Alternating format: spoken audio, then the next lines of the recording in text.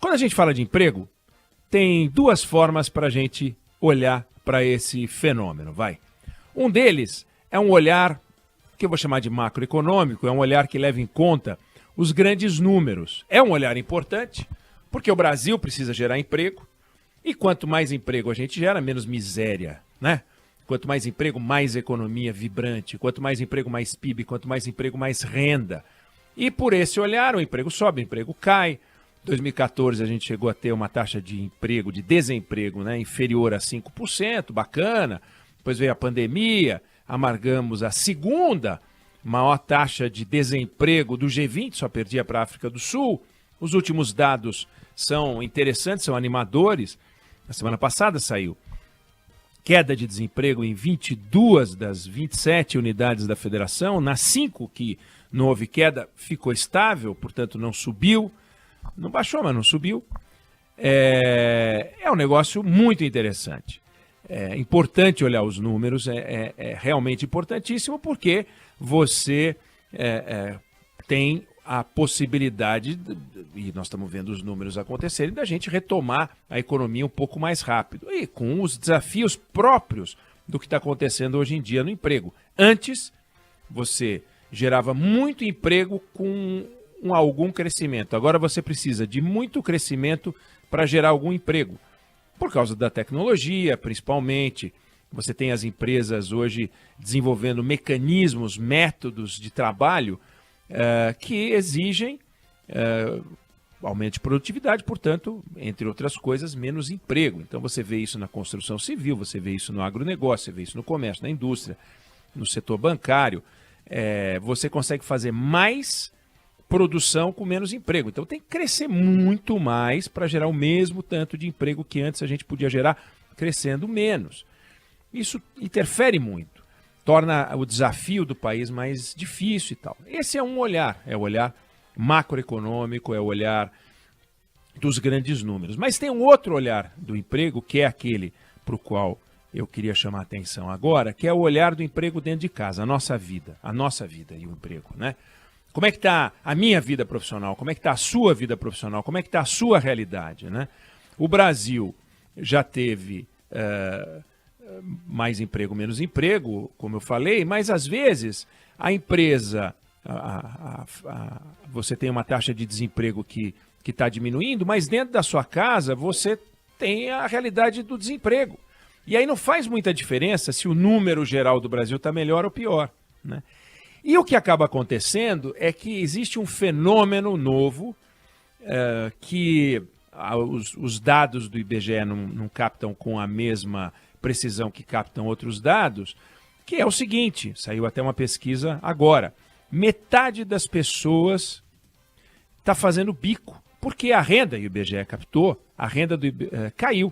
Então, se a renda das pessoas caiu, tem mais emprego e elas estão ganhando um pouco menos, elas têm que complementar, fazendo bico e fazendo cortes, né? Os cortes a gente sabe, os ajustes, trocando uma proteína por outra proteína mais barata, trocando a qualidade dos alimentos, a gente vê isso acontecer, isso é lamentável.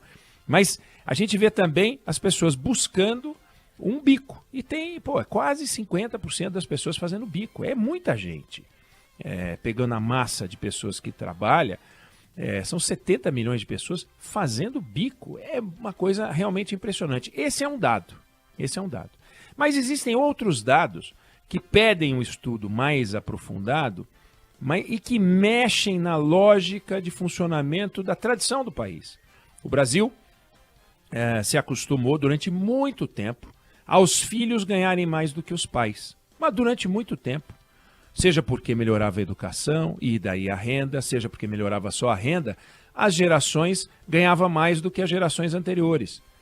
E isso era uma coisa muito interessante. O nome disso é mobilidade, o nome disso é ascensão social. Então, era o avô que ganhava menos do que o pai e que o filho ganhando mais do que o pai. Bacana isso, bom, positivo. Isso já não está acontecendo como acontecia antes. Então, a renda dos filhos, que era sempre é um exagero, mas costumeiramente maior do que a dos pais, não está acontecendo. Então, os filhos, já que eles não estão ganhando mais do que os pais ganhavam, a casa mudou.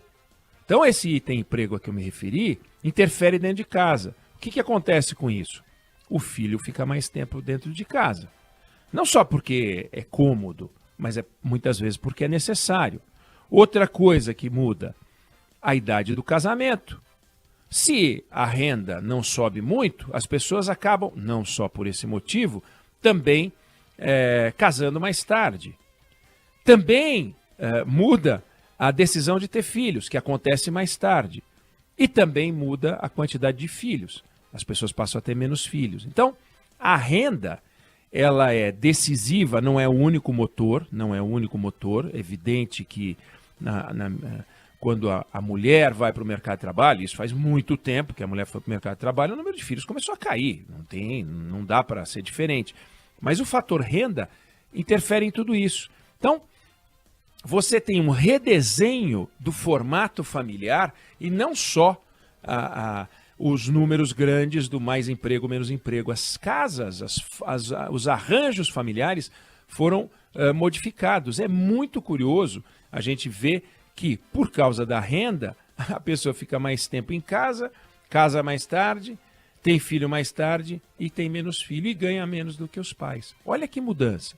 Então a gente tem que olhar para isso e ver, a decisão de ter filhos, casar, a idade que vai casar, a quantidade de filhos e tal, tem que ser uma decisão, claro, individual. Cada um decide se quer casar, se não quer casar, se quer ter filho, se não quer ter filho, quantos filhos, tal.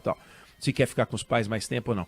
Mas quando você tem um fator externo, que é o emprego e a renda, te pressionando a fazer isso, você tem um motor que não é um motor da sua vontade, do seu desejo, de uma mudança cultural que vem de dentro, das transformações, do acesso à informação. Não.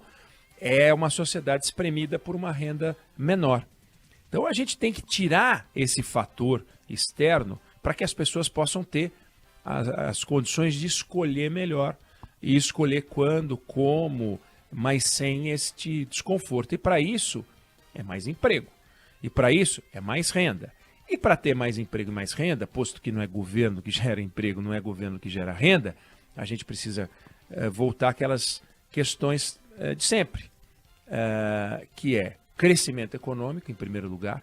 Crescimento econômico, um crescimento vigoroso, gera mais emprego, mais oportunidade, mais renda, e as pessoas podem financiar o seu apartamento, porque os juros caem, o cenário muda, né? Ativas a construção, mais educação de qualidade, ou seja, uma pessoa que hoje termina o ensino médio sabendo muito pouco daquilo que deveria saber, obviamente é uma pessoa que não está preparada para o mercado de trabalho cada vez mais competitivo e gerando cada vez menos emprego. Então, você imagina uma massa de pessoas indo para a escola e não se educando, a empresa selecionando, fica mais gente fora desse mercado. E, por último, uma legislação ainda mais flexível para a contratação. Ao contrário do que a gente ouviu no início da campanha, a ideia de precisamos rever a revisão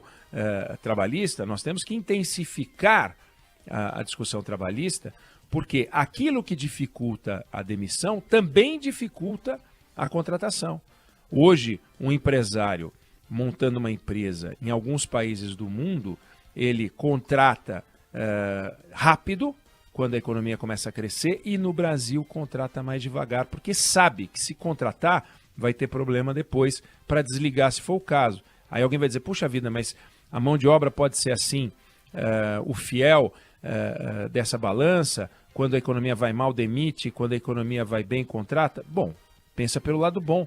Uma economia que vai bem, contrata mais rápido, e no Brasil contrata mais devagar. Então, olha que interessante. Tem os números macros que a gente fica discutindo, 10% de desemprego, 9% de desemprego, 11% de desemprego, tal. Importante, está caindo agora, legal, mas olha quanta mudança tem dentro da nossa casa em função disso. Quantas decisões, e quem está agora nos ouvindo sabe, conhece uma história, se não é dentro da própria casa, é na casa do vizinho, na casa do parente, como isso muda. Interfere em tudo, casamento, filhos e a composição familiar. É algo muito importante, muito interessante e que tem que ser debatido com profundidade nessa campanha eleitoral.